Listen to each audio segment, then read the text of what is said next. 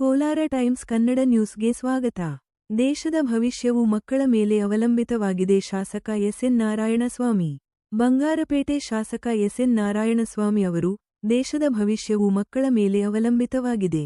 ಅವರನ್ನು ಸರಿಯಾಗಿ ಬೆಳೆಸಿದರೆ ರಾಷ್ಟ್ರವು ಪ್ರಗತಿಯತ್ತ ಸಾಗಲು ಸಾಧ್ಯ ಎಂದು ನಗರದ ಬಾಲಕಿಯರ ಸರ್ಕಾರಿ ಪದವಿಪೂರ್ವ ಕಾಲೇಜಿನಲ್ಲಿ ಮಕ್ಕಳ ದಿನಾಚರಣೆ ಮತ್ತು ಪೋಷಕರ ಶಿಕ್ಷಕರ ಮಹಾಸಭೆಯನ್ನು ಉದ್ಘಾಟಿಸಿ ಹೇಳಿದರು.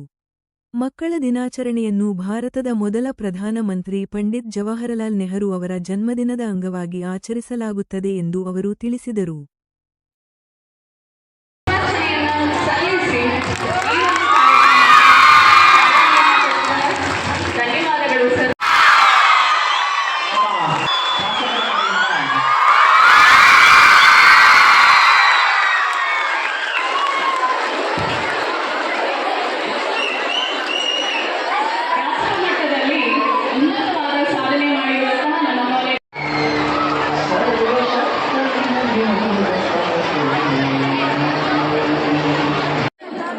ಮಕ್ಕಳ ಹಕ್ಕುಗಳು ಮತ್ತು ಆರೈಕೆ ಕೇಂದ್ರ ಮಕ್ಕಳಿಗೆ ಆಡಳಿತ ಸರ್ಕಾರಗಳು ಕರ್ನಾಟಕ ರಾಜ್ಯದ ಮುಖ್ಯಮಂತ್ರಿ ಆಗಿರ್ತಕ್ಕಂಥ ಸಿದ್ದರಾಮಯ್ಯನವರು, ಉಪಮುಖ್ಯಮಂತ್ರಿ ಡಿ.ಕೆ. ಶಿವಕುಮಾರ್ ಅವರು,